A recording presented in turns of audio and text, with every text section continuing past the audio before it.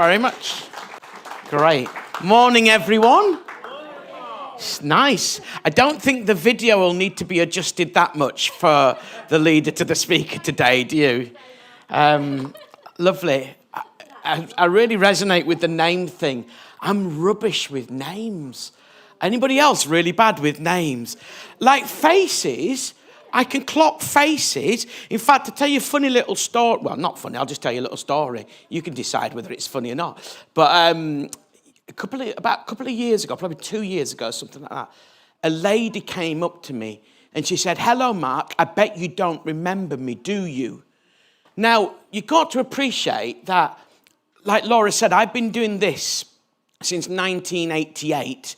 I travel about 30-ish thousand miles a year in my car and traveling, not so much during COVID, that took a little bit of a dent, did the old mileage.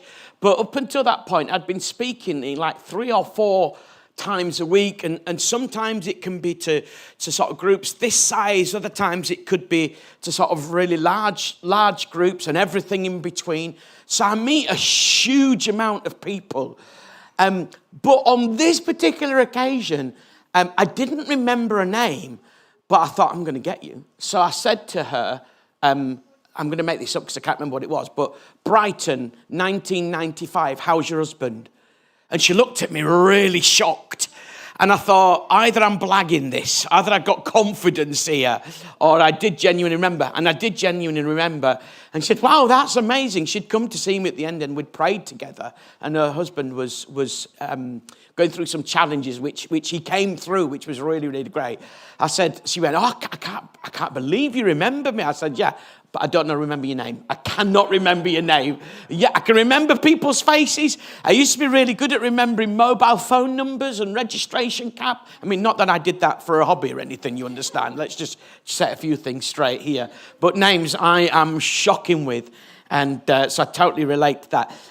Great to be here this morning. I'm actually really encouraged because a lot of what we've been chatting about already and singing about actually really connects with what I want to chat to you about this morning. And as a speaker, it's always encouraging when that happens. And not only is it encouraging, but it leads me to believe that God might just be weaving something together for us to really think about. Sometimes God does that. And so hopefully it'll encourage you this morning. Now, I love collecting true life funny stories. You know, the ones that you get in magazines and stuff like that. I really enjoyed them. Is it a hobby? Kind of. Is it work? Kind of. Because I kind of enjoy doing it, but I use them quite a lot in my talks to help me. And I read this story a little while back, and it really made me chuckle. So it's 20 executives were on board an aeroplane, and they're told that the flight that they're just about to take is the first ever to feature pilotless technology. Now, let's do a little survey here. All right. If you found out that an aeroplane was pilotless technology, who would get off it quickly? Yeah. Yeah. Wisdom, I think. Who would stay on, by the way? Oh, wow. A few of you brave souls there. It's an uncrewed aircraft is what the pilotless technology meant. Each one of the executives, the CEOs, is then told privately that it's their company's software which is running the aircraft's automatic pilot system. Check this out. 19 of the CEOs promptly leave the aircraft, each offering a different type of excuse. Have you ever been in that situation where you need to get out of a venue and you've got to come up with some kind of creative excuse? One CEO alone remains on board the jet, seeming very calm indeed. Asked why he is so confident in this first uncrewed flight, he replies, "If it's the same software that runs my company's IT systems, this plane won't even take off." Do you like that? It's a great story, isn't it? Now, I'm not sure exactly. I'm not sure whether that's confidence or not. Are you? Confidence that something isn't going to work. I don't know whether that's really confident at all. But I want to chat to you about confidence this morning. And as I kind of weave my way through what I want to chat about, you'll understand why I'm encouraged. Because I think confidence is a really interesting thing, isn't it? Like sometimes, how many of you know that sometimes you can be confident about something, but then something, say, negative might happen, or you do something that maybe you're used to be confident with, but you mess it up this time. And how many of you know you can lose your confidence just like that? It's so easy, isn't it, to lose your confidence? I've been back on Slimming World again. I've got a feeling I'll be back on it again. And it's like, when you first start this, like I was really confident. I got a referral from the NHS because I'd been putting a bit of timber on, to be honest with you. And a couple of years ago, I had a heart attack, so I do have to look after myself. And I was doing really well. I was confidently losing weight. And then blooming COVID kicked in. And I did all right for a while. You know when we thought it'd only be a fortnight? When I was told that I couldn't go into work, I thought, great, I'll have a fortnight's holiday here. Oh, it's a bit longer than a fortnight, isn't it? I thought it'll be a couple of months. It'd be a couple of months, wouldn't it? I was really confident it'd be a couple of months. Said to my missus, we'll be able to go on our holiday. Don't worry, love. Don't worry about it. Well, that didn't happen, did it? And we became less and less confident. In fact, the only thing that we were confident about is that nothing was going to change, weren't we? That's what we got confident about. And so you can enter things really confident. I entered this Slimming World. I was doing really, really well. After the heart attack, I was losing weight. And then, like after 18 months, you need to understand something about me. Laura, no, I'm an extrovert. I'm a full... It's Laura, isn't it? I'm just having a mild panic now after that bloke's time. I'm going, have I been getting it wrong all these years? No, Terry Mayonnaise. Okay, we're all right, yeah? It's like crazy, isn't it? But I'm a full-on extrovert. And like I need to be around people. I don't know what you're like. So, like my missus, she's introvert. She loved it. I'm extrovert. I'm like crying in the corner because I need to be with people. And at the moment, I was like going out hugging random strangers. People. So it was really hard. And so I piled a bit of the weight back on. So the NHS contacted me and offered me a free term, which basically, they did it in a really nice way, but really what they meant is you're a fat lad and you're going to cost us a fortune. So that's basically what they meant with their email. So I started back on that. It's doing really well, lost a stone and 6 pounds. That's really good, isn't it? And then a few things happened in my life that just like, I got slightly unfocused, shall I say, and I put a few pounds back on, and then I lost that pound, and then a few things happened. And just the last couple of weeks, it's been a difficult time for me in my life. My dad died a couple of weeks ago. His funeral's Tuesday, so like I'm not that focused now. Do you know what I mean? I've put a bit of timber on again. Yeah, thank you. So it's like, you can be really positive, can't you, and confident and going in a certain direction. Then all of a sudden, something can come across your path and really, really knock you. Now, I've been a Christian, a follower of Christ for a lot of years. And if there's one thing I have noticed, it can be a bit up and down. It can be easier, not easy, easier on some days and more tricky on other days. But there's one thing that I can be really confident about or in, and that person is God. That whatever's happening around us, wherever our life's going like that, we can be really confident about God. Somebody once said confidence is key. Sometimes you need to look confident even when you're not. That's true, isn't it? And like, you know, a lot of people look at me and I have got a lot of confidence. I've been speaking for 30 odd years. I don't mean like consistently for 30 odd years. I've had a few breaks and gone to sleep a few times, but I've been doing this for quite a long time. And sometimes you're not feeling your best. It's good. Sometimes you're not feeling 100%. And you might have to come across confident because it's not always appropriate to stand up and say, oh, I feel miserable this morning. Sometimes it is. So sometimes you've got to blag a bit of confidence. Somebody once said, if you're presenting yourself with confidence, you can pull off pretty much anything. Somebody once said, I think you can look at the British economy with confidence. Yeah, let's move on from that statement, shall we? That was George Osborne, not making any political statements this morning, just putting it out there. And I relate probably more to this, which was said by a guy called Joe Montana, who's like a really famous American footballer. He's like one of the greatest American footballers. I don't follow American football, but I know that name. He said, and I probably relate a lot to this, confidence is a very fragile thing. It is, isn't it? And so that's why it's really important, isn't it, that we learn as people what's really worth putting your confidence in. Because if you've lived for any length of time on this planet, you'll realize there ain't a great deal you can put your confidence in. You can't put it in, and this is not a political statement because I believe this is true, whichever political party is in, but you can't put your confidence in politics, can you? You can't even put your confidence in religion.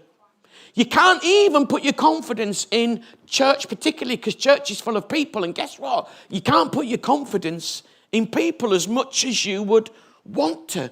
And so we have to begin to look, if we want to get through life and travel through life well, we need to begin to say, actually, what is it that we can put our confidence in? Well, I would like to announce with a massive amount of confidence and boldness this morning that I am confident that God is all you've ever wanted and needed.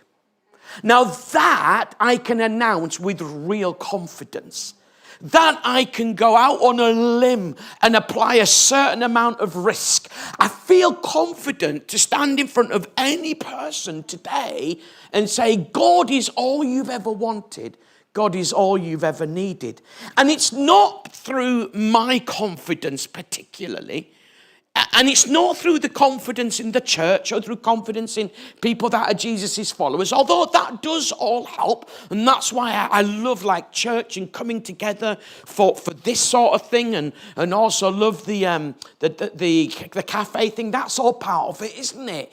And those things are all really important and really crucial and really helpful, actually, when it comes to navigating the world, and particularly if you are thinking of or are somebody who follows Jesus. And those are all really crucial. They're massively helpful, but ultimately, and first of all, primarily, we need to put our confidence in God. I read this other true story, okay? And again, just these things make me smile and make me chuckle. So if you don't find them funny, at least you know how my brain's wired, okay? Or weird, depending on how you look at it. It's a very similar spelling, okay?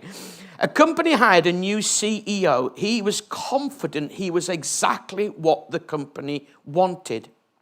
CEO, for those of you who don't know, is a chief executive officer. It's like the big boss. And he was confident this is exactly what the company wanted. And he could change things and rid the company of all the slackers. You know, those people who maybe don't do as much as they need to do.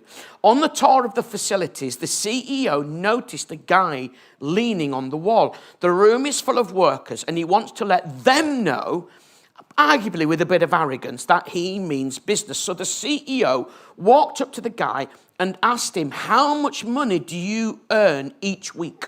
Undaunted, the young fella looked at him and replied, I make £150 a week. Why? The CEO handed the guy £150 in cash and screamed at him, here's a week's pay, now get out and don't come back. Surprisingly, the guy took the cash with a smile. Can you believe that? Took the cash with a smile on his face. Yes, sir. Thank you, sir. And he left.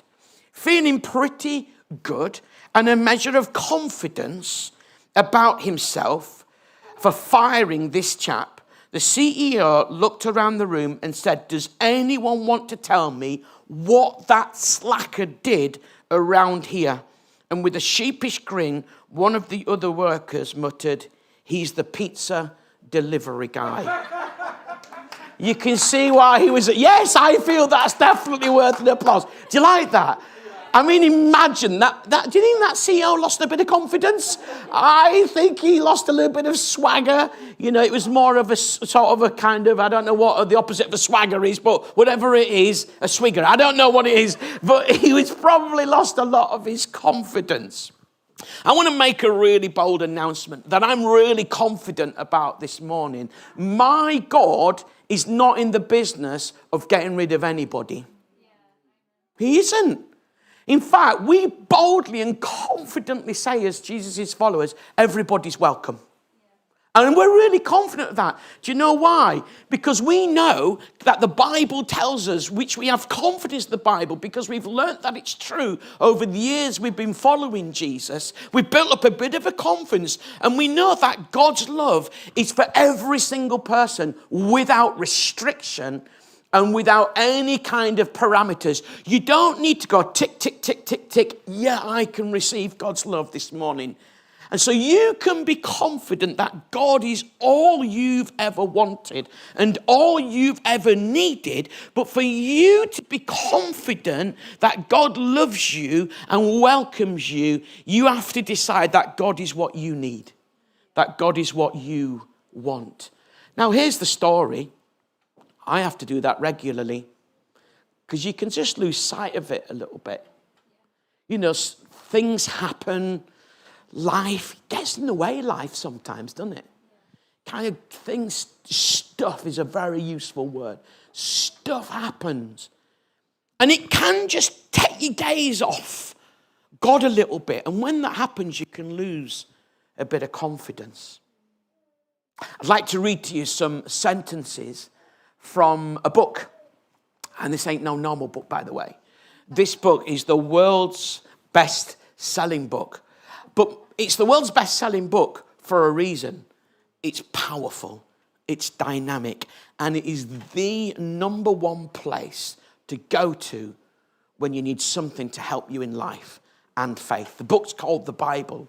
And if you're familiar with the Bible and want to follow these words, you'll understand what I mean if I say, turn to Jeremiah chapter 17, 7 and 8. If you're not familiar with your Bible and you don't know your way around it, that's absolutely fine.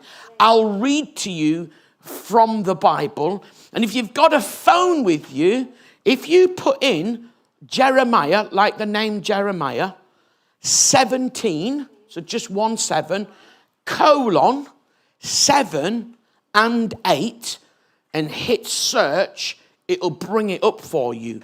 So you can follow it through. So if you don't know your way around the Bible, you can do that really quickly. Well, those who do know the way around the Bible have forgotten where Jeremiah is. So they're frantically looking.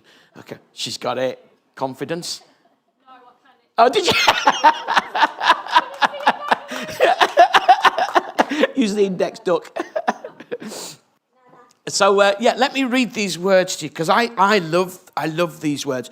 I'll read to you. Now, there's a few little bits of kind of Christian-y, religious-y stuff in there. So let me read it, and then don't look at it and go, what's that mean? Because I'm going to explain that to you in a few seconds, okay? But let's have a look. It says, blessed is the person who trusts in the Lord, whose confidence is in him. They will be like a tree planted by the water that sends out its roots by the stream. It does not fear when the heat comes. Its leaves are always green. It has no worries ahead of drought and never fails to bear fruit. So let's have a little think about that sentence.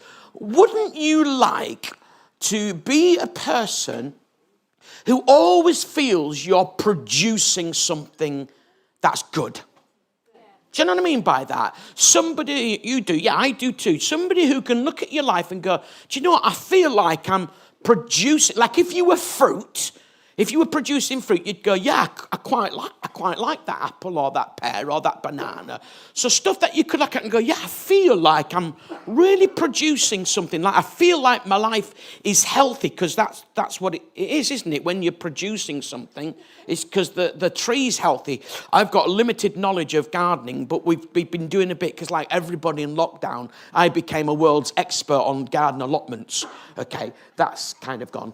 I think it's still up there somewhere, overgrown. But we were working, and we needed to get some really healthy like trees, and they needed to be staked and watered and blah blah blah. And we got apples. We got actual apples. I even managed to beat the squirrels from taking them off. So, I mean, they got a few of them. But, like, wouldn't it be good if, like, in your life, wouldn't you want, as a human being, and I don't know where you are in your journey of life or faith this morning, but I'm asking you this question, as a human being, wouldn't you, like, be happy to look at your life and say, do you know what?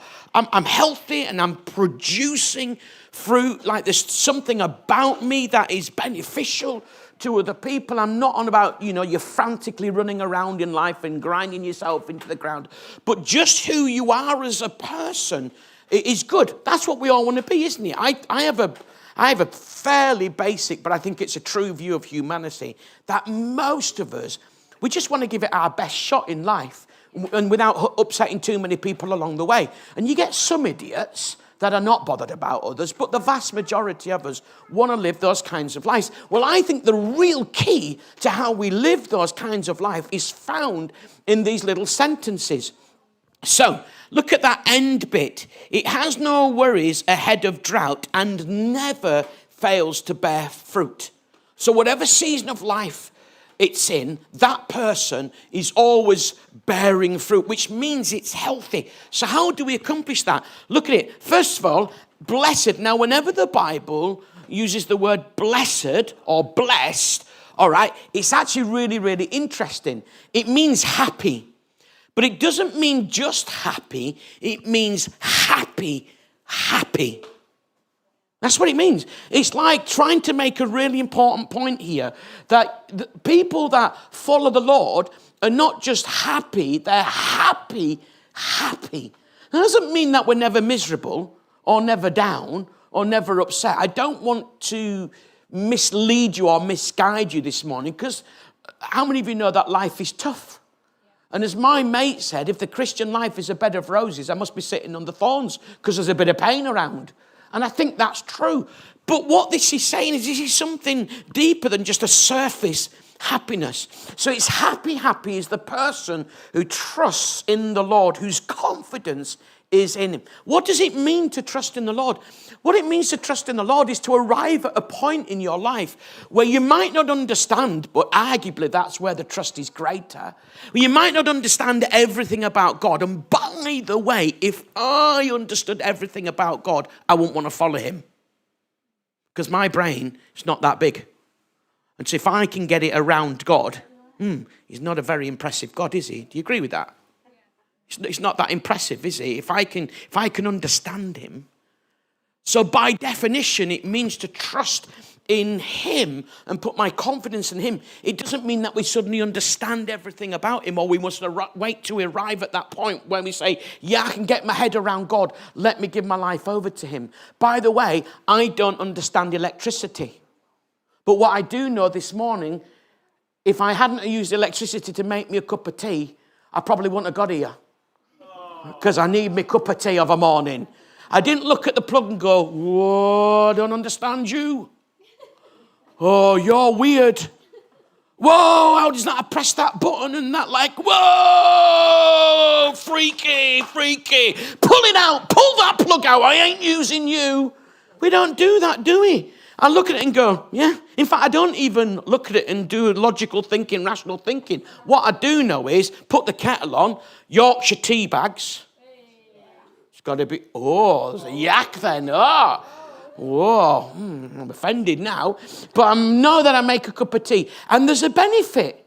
There's a benefit to it. So I'm not trying to get my head around, but I have got this confidence that even though I don't know how it works, And I love process. One of my favourite programmes is Inside the Factory. My family hate it because they don't like Greg Wallace. They think he's I love Greg. Hashtag love Greg Wallace. My family think he's a little bit over keen.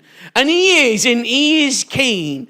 Like they said, like I'm making this up. How many potatoes a day do you use?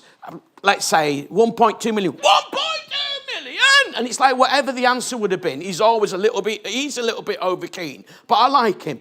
But I love understanding how things work. But I've also learned with a lot of confidence that I can't always understand how God works. But I am going to put my trust in him because I know that he does. And becoming a Jesus follower, starting that journey, is all about saying to God, God, I don't understand everything, but I want to go on a bit of a journey. And that's what this is about.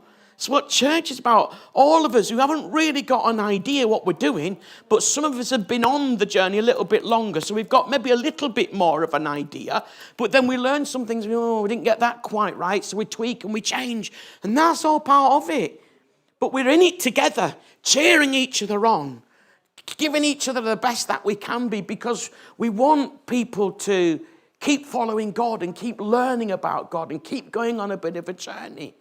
But it starts by arriving at a point. It's true, isn't it, lovely? It starts by arriving at a point where you say, God, okay, I'm going to put my trust in you. And to put your trust in God basically means that you're saying, God, I don't want to live life without you anymore. I want to live life with you. I don't want to live life according to my own plan and my own agenda. I want to live life according to your plan and your agenda. And I know I've done things wrong, God. I know I've left you out. But today, I ask you to forgive me of those things. And with your help, I'll turn away from living and traveling that direction. And I'll live and travel that direction with you. And that's the starting point.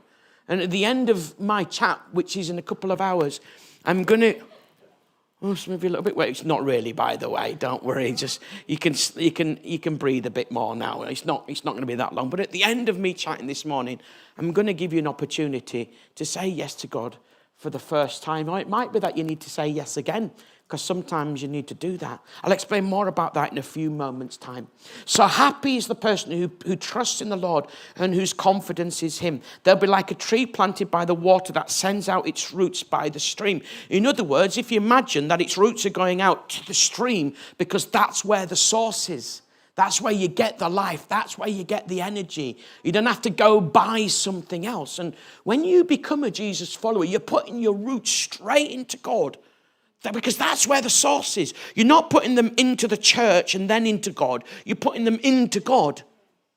Now, as part of that, all our roots get intertwined. Have you ever seen that when roots get intertwined together? And we kind of strengthen and encourage each other. But our roots need to be in God, not in a body. And then I love this. It does not fear when the heat comes. Now, that's an interesting phrase. Because in England, particularly, we fear that the heat's never going to come, don't we?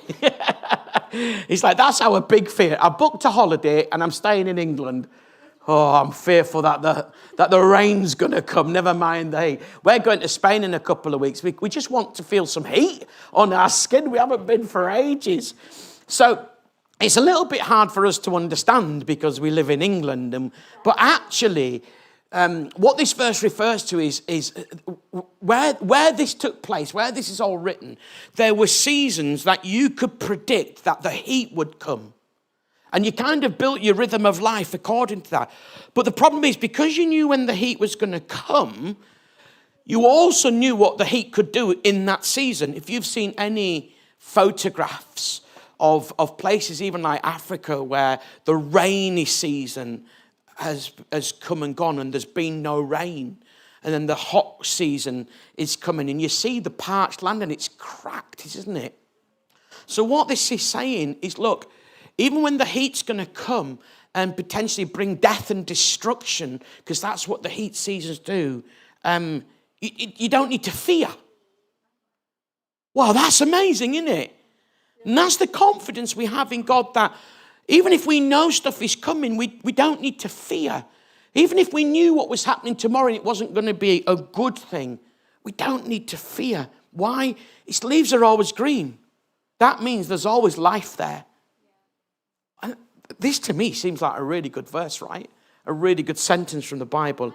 It has no worries ahead of drought for the same reasons that we talked about with the heat. And it never fails to bear fruit. It's amazing, isn't it? That's actually what we can be like as human beings. It's not saying that it's always going to be easy. No, what it's saying is it is going to be hard. There are going to be tough times. There are going to be difficulties. But we don't fear. Even if we know they're coming at 9 o'clock tomorrow morning, we don't need to fear.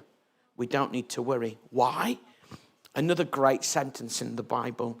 Again, if you're familiar with the Bible and want to follow this, it's Philippians 1, verse 6.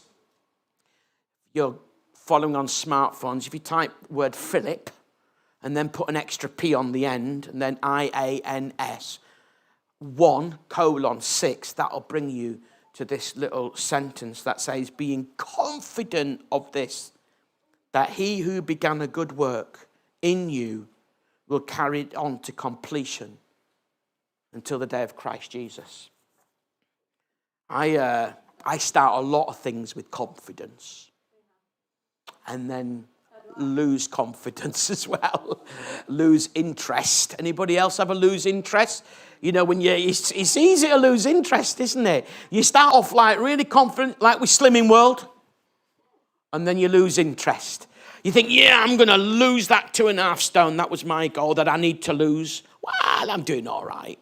I need to get the confidence going again and recommit to it. The amount of building projects I've got at home, they're not quite, is my wife watching this? They're not quite finished. I've started with confidence. Hey, and I don't mind admitting I've done an ever such a good job. It's cracking. I would book me to do the work that I've done so far. Yeah, I won't book me to do the work that I've done that needs to be done. Because I know what I'm like. Oh, I'm starting with confidence. And like, I don't know if this is true for you. When I start on a job, I've got to have gadgets and everything. My wife often says to me, let's just see whether you enjoy cycling. Because it's not enough to buy a top-of-the-range bike. I've got to have everything. Absolute top-of-the-range everything. But she's learned a little bit about me that I can start with real gusto. Oh, I'm telling you what. I'm doing the Tour de France this time next year. Don't you worry about that. Emma thinks it would just be great if you could do the Tour de Street, to be honest with you, because I start with real confidence, but just wane a little bit in my interest. But I want to announce to you with confidence that God's not Mark Greenwood. He doesn't start things and then, the interest is waned a little bit. He doesn't like put his whole energy in for the first couple of weeks or couple of months. And that is why the critical thing about being a follower of Jesus is you've got to stick with it. I've met quite a lot of people who've said to me, well, I've tried it and it didn't work. And what they mean is they made a heartfelt decision to follow Jesus, but after a couple of years, they just kind of waned a bit. Maybe something happened. You know, maybe somebody said to them, oh, you'll always know God's with you. And then they arrived at a point where they didn't quite feel that. And I want to say to you, I know it, but I don't always feel it. But that's all right. Because you know what? I love my wife to bits and she loves me to bits, but there'll be times when she don't feel it. I mean, obviously it's down to her. You understand that, right? It's entirely not my fault. But our feelings are just a bit unreliable, right? You can't go, yes, absolutely. You can't go on your feelings because they're not always there. But actually, the longer you stick with it, and there'll be some of you who've been a Jesus follower for years, and you just know that, and it's hard to quantify at times. But it's just, you've just stuck with it. And my experience is God does carry on to completion what he starts. He doesn't fail after 10 weeks or 10 years. He don't give up hope. Well, they weren't what I was expecting. I had so much more in store for them and I'll get rid of them. Don't do that. You can be confident 100% that when you sign up to be on God's team, part of his family, you can do that because he's already signed up for you in advance, fully knowing what you're going to be like. It's a beautiful thing. My time's almost gone, but I do want to just say one final thing, and then we're going to pray. And I chatted to Liam. We were singing, I think it was the second song anyway, and Liam knows what it is. In a few moments' time, we're going to sing a song that we've already sung, because I just felt it, well, actually, I could have chosen any one of those three songs in truth, because they all really resonated and really connected with what I felt God wants to share. And my aim this morning is to make you smile a bit, make you laugh a little bit, inspire you a bit, encourage you a bit, maybe teach you a little tiny bit, just hopefully to send you away thinking, yeah, I can be confident of this. But just in a few moments, we're just going to pause for a few moments and just reflect and have a little think about where all of us are on this journey. But I heard this. This is not Mark Greenwood making this bit, writing this bit. I just heard this illustration, so credit where credit's due. I can't remember the person's name, but I didn't come up with this. But it really has resonated with me through a lot of my Christian life. So credit where credit's due. But I think God wants to just help a couple of people with this little illustration, particularly this morning. So this is it. The difference between a photograph and a film. I love films, don't you? I love films. And I love looking at photographs. But photographs have very little information about them, very little context. You might be able to glean something from the background. If somebody's showing you a photograph, they might be able to explain a little bit of the story behind it. But apart from that, a photograph's quite a static image, isn't it? It's still, isn't it? And sometimes I think we can look at our lives as a still, a static photograph. And when you take photographs, you can look back at it and go, oh, taking it, or the weather's rubbish. Or let's get that, especially with selfies, we're even more like, we've all become amateur photographers, haven't we? Like trying to line it all up and get as much niceness in to remind us of that moment. But often in photographs, somebody ran in, photo bombed, or the sky was a bit rubbish. And I think sometimes we can look at our life as a static, a still, a photograph. And when you do that, you can be very, very discouraged, actually, because with a photograph, it is what it is, and you don't see anything changing. And I feel for a few of us this morning here that you've just looked at your life, you've seen it as this photograph, this still frame, and it's not very encouraging, if you're honest. You don't really see any real movement. It may have been that you've been at this place for a long, long time. So what's a film? I don't know if you know this, but a film is a series of photographs. In fact, you can break a film down to frames. In fact, the way they talk about filming is like 30 frames per second. If any of you got into sort of amateur photography with your iPhones, I got quite into it. I've quite enjoyed it. And filmmaking, we've done a lot of filmmaking and recording things through COVID. And so I kind of put myself on one of these courses. Would be a bit delusions of grandeur. It's something I came across on YouTube. Okay, so I had a little look at that and just listened and learned a little bit. And yeah, it's good, isn't it? And you learn things like, 30 frames per second does this, or 60 frames per second have done this. But you learn that a film is 30 frames per second.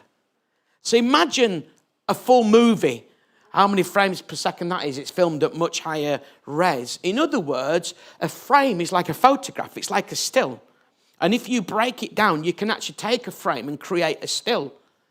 But if you pause at the wrong point in any film, it can be disheartening and depressing and discouraging.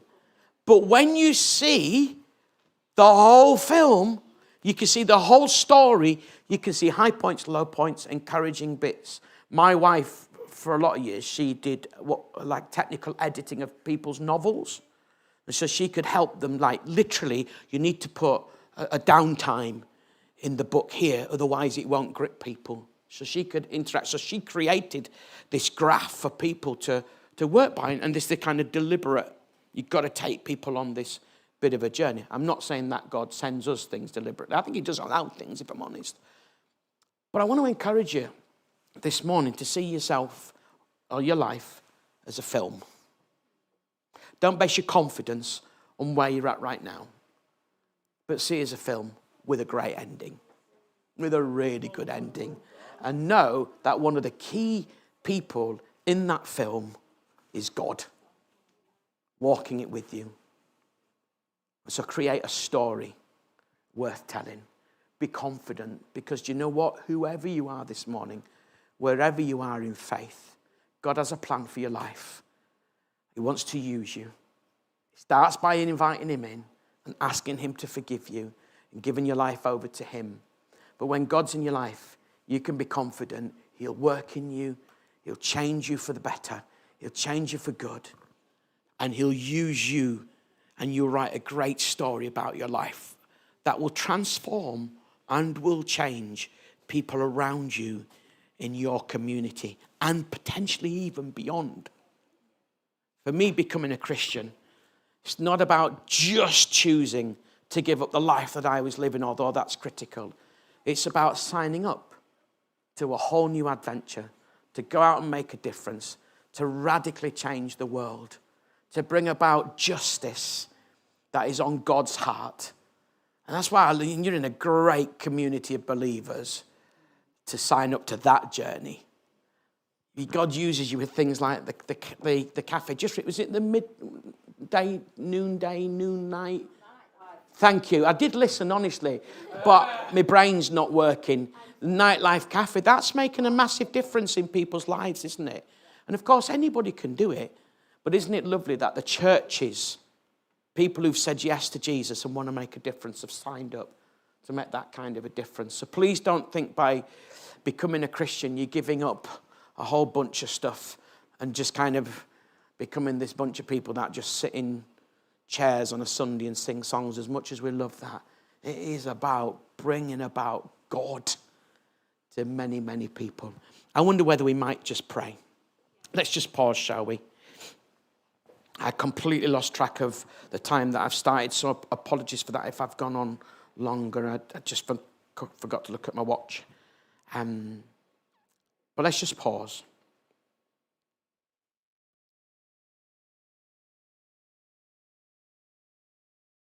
Might be that you're here today and you've never said yes to God. I'd like to encourage you, just where you are, to say yes to him. What I call a big yes. Saying a big yes to God is just simply saying to God, God, I don't fully understand everything, but I don't want to live my life without you anymore. I want to live it with you. And God, I know that that's going to mean that some things are going to change, but I also know with your power, you'll help me to change those things. And so I receive your forgiveness this morning. I receive your new life. And I sign up to making a difference in the world around me, because you're going to work through me and impact people's lives. That's what it means to say yes to God. If you've never said yes to God, you don't have to do some lengthy prayer or repeat all those words or even fully understand all of those words. But if you've never said yes to God, why don't you just say it now? Not out loud, just in the stillness and quietness of your own heart and mind. Just say, yes, God, just where you are. Just do it. Just take a few moments inside. Yes, God. Yes, God, that's me. I'm giving my life over to you. I'm saying it now. I don't understand it all, God, but I'm saying yes to you now. Help me. Help me to follow you. Just say yes to God in your own heart. And God, I pray for anybody here this morning that said yes to you for the first time. Help them to know you've already said yes to them and become so real to them. Might be that you're here this morning and you're saying to me, Mark, I'm not really in that place just yet to do that, but we'd love to invite you on a journey to investigate. It's what I call a little yes. Little yes is about making an intentional decision to find out more. Because you know what? If there's any possibility that what we're talking about is true, it's definitely worth an investigation. And I meet lots of people who are on their way to saying a big yes. It can take years sometimes, but they've just been little yes people. They've investigated and explored. That's part of what you're doing this morning, actually. And this church is a great place to explore that too. But if that's you, if you're somebody saying, yeah, okay, I'm going to make a decision to find out more, to look into it, to investigate, why don't you just inside your heart, whether you're saying it to God or yourself, just say, yeah, I'm going to be a little yes. I'm going to do that. You might even feel that you're not really quite ready to say a little yes to God just yet. But I wonder whether I might gently challenge you to become open-minded. It's what I call a healthy maybe. Say maybe there's something in this. And be willing to keep it on your agenda in life.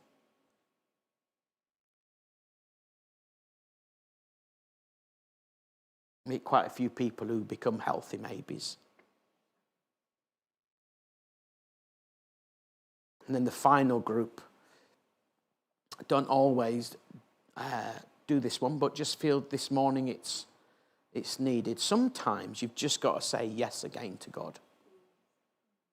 You've been a Christian for years. But I just feel, because of the little sort of illustration that I gave about the video and the photograph, just feel there might be some people here that maybe you've just lost a bit of confidence. Maybe you're just weakening a little bit. Maybe you're struggling a little bit. Maybe the waves of life have just swept over and caught you a little bit. Maybe you just lost a bit of confidence in your faith. Why don't you this morning just say, God, I'm saying yes again to you this morning. Yes again. I'm going to pray, and then we're going to sing that song as an extra prayer, and then Laura will come back and just round things off. But if you're a big yes, a little yes, a healthy maybe, or a yes again, we'd love to stand with you and pray with you this morning. And so if you're watching in person in this room, then maybe just come to the front at the end. I don't know if that's what you would normally do.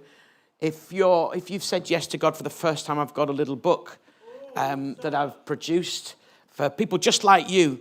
A whole bunch of top tips in there, and as Laura mentioned, there's a QR code where some of my friends have just produced some little videos cheering you on. We'd love to get one of those to you. Again, just come and grab us at the end down at the front. We'd love to get one of those to you. If you're watching from one of the other venues, I've got them here, so don't forget. In Louth, go and speak to Darren, or in Birchworth, Adrian and April.